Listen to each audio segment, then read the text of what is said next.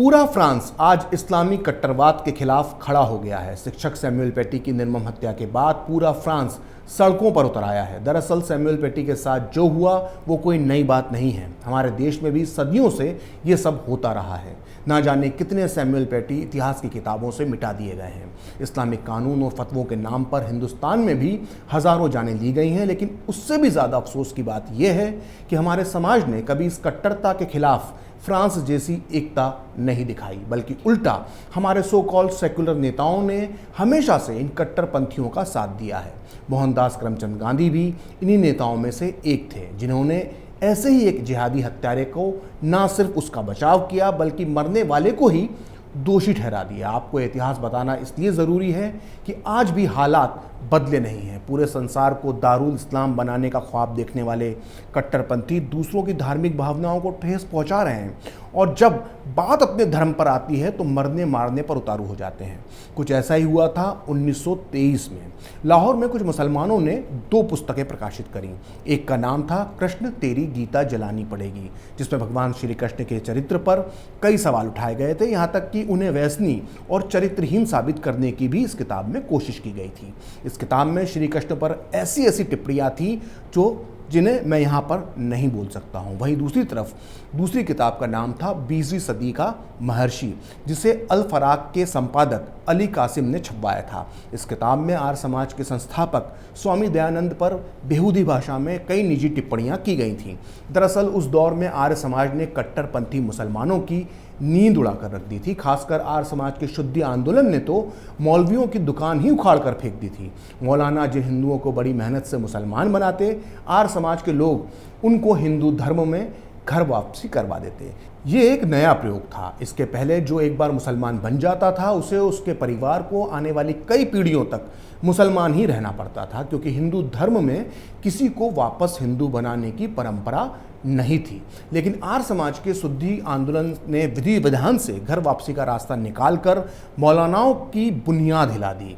यही वजह थी कि आर्य समाज को नीचा दिखाने और हिंदू धर्म को बदनाम करने के लिए 2 आपत्तिजनक पुस्तकें कृष्ण तेरी गीता जलानी पड़ेगी और 19वीं सदी का महर्षि प्रकाशित की गई। ये किताबें प्रकाशित की गई, इसे भी सहन किया जा सकता था, लेकिन इन्हें मुफ्त में मस्जिदों और बाजार में बांटा जाता था, जिससे लोगों का हिंदू धर्म और आर्य समाज से भरोसा उठ जाए। इन किताबों का मकसद ये था। कट्टरपंथियों की ये करतूत कुछ आर्य समाजियों को नागवार गुजरी। इन्हीं में से एक थे महाशय राजपाल, जो लाहौर में पुस्तक प्रकाशन का काम करते थे। कट्टरपंथी मुसलमानों को उन्हीं की जबान में जवाब देने के लिए महाशय राजपाल ने एक पुस्तक का प्रकाशन किया, जिसका नाम था रंगीला रसूल, जिसे लिखा था एक आर्य समाजी चमुपति ने। यह किताब छपते ही मुस्लिम समाज की तीखी प्रतिक्रिया सामने आ गई। हैरत की बात है कि इनमें से कुछ लोग भगवान कृष्ण का अपमान करने वाली जब किताब बांट रहे थे तब वो सारे लोग चुप थे, लेकिन अब सब एक होकर महाशय राजपाल के पीछे पड़ गए। कट्टरपंथी मुसलमानों की सोच तो समझ में आ सकती है, लेकिन सबसे हैरान कर देने वाली प्रतिक्रिया थी मोहनदास करमचंद गांधी की। हिंदू विरोधी किताबों पर चुप रहने वाले गांधी ने इस नई किताब के आते ही लेखों की झड़ी लगा दी। उन्होंने अपने अखबार यंग इंडिया में आर्य समाज और राजपाल के खिलाफ लंबे लंबे लेख लिखे। एक लेख में तो उन्होंने आर्य समाज के संस्थापक स्वामी दयानंद की महान रचना सत्यार्थ प्रकाश को ही निराशाजनक ग्रंथ बता दिया। गांधी ने अपने इस लेख में लिखा था कि मेरे हृदय में स्वामी दयानंद के लिए बड़ा मान है, लेकिन उन्होंने अपने धर्म को संकुचित बना दिया है। मैंने आर्य समाजियों की बाइबल सत्यार्थ प्रकाश पढ़ा है। मैंने इतने बड़े सुधारक का ऐसा निराशाजनक ग्रंथ आज तक नहीं पढ़ा। स्वामी दयानंद ने सत्य और केवल सत्य पर खड़े होने का दावा किया है, परंतु उन्होंने अनजाने में जैन धर्म, इस्लाम धर्म, ईसाईयत और स्वयं हिंदू धर्म को अशुद्ध रूप में प्रस्तुत किया है। उन्होंने एक अत्यंत सहिष्णु और स्वतंत्र संप्रदायों में से एक हिंदू धर्म को संकुचित बनाने की कोशिश की है। गांधी ने अपने लेखों से जो बखेड़ा खड़ा किया था उसका असर जल्द ही देखने को मिल गया। कट्टरपंथी मुसलमान महाशय राजपाल की जान के प्यासे हो गए, तो वहीं कुछ पढ़े लिखे मुसलमानों ने राजपाल के खिलाफ 153A के तहत मुकदमा लिखवा दिया। केस लंबा चला और जनवरी 1927 में लाहौर की निचली अदालत ने महाशय राजपाल को दोषी मानते हुए 6 महीने की सज़ा सुना दी। लाहौर की जिला अदालत ने भी इस फैसले को बरकरार रखा, लेकिन महाशय राजपाल और आर्य समाज झुकने को तैयार नहीं था। मामला लाहौर हाई कोर्ट पहुंचा, जहां 4 मई 1927 को निचली अदालतों के फैसले को बदलते हुए जस्टिस दिलीप सिंह ने महाशय राजपाल को सारे आरोपों से बरी कर दिया। जस्टिस दिलीप सिंह ने 93 साल पहले अपने ऐतिहासिक फैसले में जो कहा था उसे आज हर सो कॉल्ड सेक्युलर को सुनना चाहिए।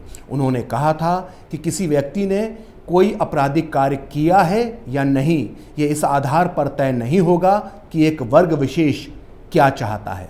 महाशय राजपाल के पक्ष में लाहौर हाईकोर्ट का फैसला आते ही कट्टरपंथी बौखला गए। हैरत की बात है कि इनमें मोहम्मद अली जिन्ना और अल्लामा इकबाल जैसे मुसलमान भी थे जो उस दौर में खुद को बड़ा सेकुलर बताते थे। और तो और जिस मौलाना मोहम्मद अली जौहर को गांधी अपना भाई बताते थे, उन्होंने तो महाशय राजपाल के खिलाफ एक तरह से फतवा ही जारी कर दिया। 1 जुलाई 1927 को दिल्ली की जामा मस्जिद में एक भारी भीड़ को संबोधित करते हुए उन्होंने कहा कि भारी तादाद में जमा मुसलमानों की भीड़ एक आवाज़ में सरकार से ये मांग करती है कि लाहौर हाईकोर्ट के फैसले को तत्काल बदला जाए। अगर सरकार ने किसी भी तरह की देरी की तो मुसलमान कानून अपने हाथ में लेने के लिए मजबूर हो जाएंगे। इस घटना के एक दिन बाद महाशय राजपाल अपनी किताबों की दुकान में बैठे हुए थे, तभी एक खुदा बख्श नाम के एक नौजवान ने उन पर जानलेवा हमला कर दिया, लेकिन वो बाल बाल बच गए। इस हमले के बाद खुदा बख्श को 7 साल की जेल की सज़ा हुई, लेकिन उसके बाद भी राजपाल पर हमले नहीं रुके। कुछ दिन बाद एक और उन्मादी मुसलमान ने राजपाल की दुकान पर बैठे स्वामी सत्यानंद जी को राजपाल समझकर उसकी हत्या की कोशिश की। उस हमलावर की को भी समय पर पकड़ लिया गया और उसे भी 3 साल की जेल हुई। लेकिन महाशय राजपाल पर हुआ तीसरा हमला आखिरी साबित हुआ। 6 अप्रैल 1929 को वो अपनी दुकान पर बैठे हुए थे, तभी उन पर इल्मुद्दीन नाम के कारपेंटर ने चाकुओं से 8 घातक वार किए और जिससे उनकी वहीं पर मृत्यु हो गई। 19 साल के कातिल इल्मुद्दीन को मौके पर ही पकड़ लिया गया। आपको ये जानकर आश्चर्य होगा कि सारे जहां से अच्छा लिखने वाले शायर अल्लामा इकबाल के कहने पर मोहम्मद अली जिन्ना ने कातिल इल्मुद्दीन की तरफ से पैरवी की।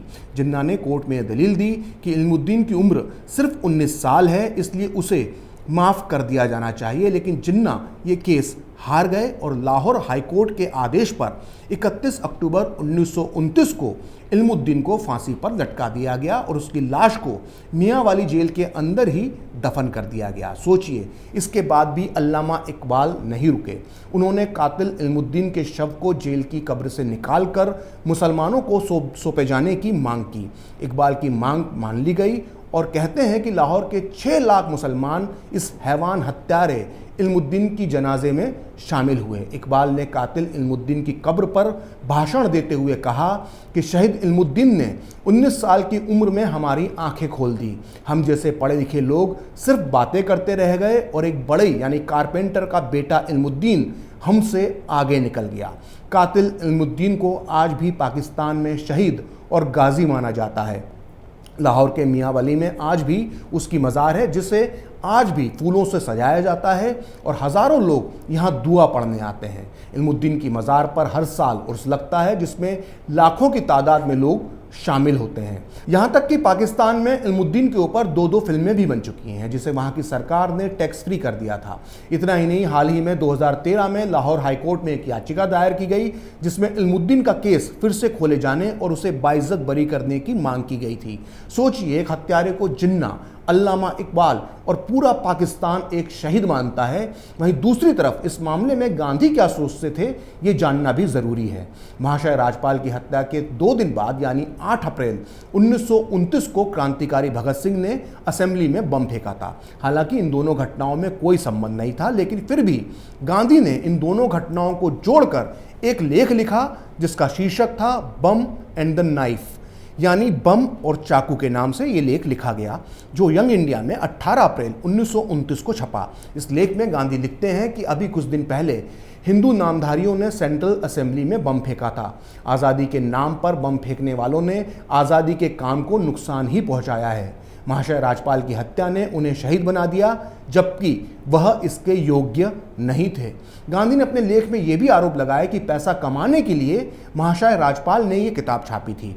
इस लेख से उस दौर में कई नेताओं को बहुत तकलीफ पहुंची थी और इन्हीं में से एक थे वीर सावरकर। उन्होंने मराठी अखबार केसरी में महात्मा गांधी को जवाब देते हुए एक लेख लिखा, जिसमें उन्होंने लिखा कि यंग इंडिया किसका अखबार है? क्या इसकी कॉपियां नहीं बेची जाती? क्या गांधी जी की पुस्तकें नहीं बिकती? यंग इंडिया और अपनी पुस्तकों के कारण क्या गांधी जी को भी सिर्फ एक व्यवसायी माना जाएगा? एक और तो मुस्लिम नेताओं ने एक सड़क छाप हत्यारे को शहीद कहा, जबकि दूसरी तरफ गांधी जैसे नेताओं ने महाशय राजपाल को दोषी ठहरा दिया। जिन्ना, मोहम्मद अली जौहर, अल्लामा इकबाल जैसे मुस्लिम नेताओं ने खुलकर इल्मुद्दीन जैसे हत्यारे का साथ दिया और कानून का मजाक बनाया, जिसने महाशय राजपाल को बरी किया था। दरअसल ये मानसिकता आज भी जिंदा है, जो दूसरे के धर्म का तो सम्मान नहीं करती, लेकिन अपने धर्म की बात आती है तो खून खराबे पर उतरना सिखाती है। बेहतर होगा कि अगर आप अपने धर्म का सम्मान चाहते हैं तो दूसरे के धर्म का भी उतना ही सम्मान करें, और ये बात दोनों तरफ लागू होती है। फिलहाल खरी बात प्रखर के साथ में इतना ही। आप चाहें तो मुझसे जुड़ने के लिए मेरे फेसबुक पेज प्रखर श्री 78 को लाइक करें, और अगर ट्विटर पर आप मुझसे जुड़ना चाहते हैं तो मेरा ट्विटर हैंडल है प्रखर श्री 78। अगर आपको ये वीडियो पसंद आया तो इसे लाइक करें, शेयर करें और कैपिटल टीवी को सब्सक्राइब करें। नमस्कार।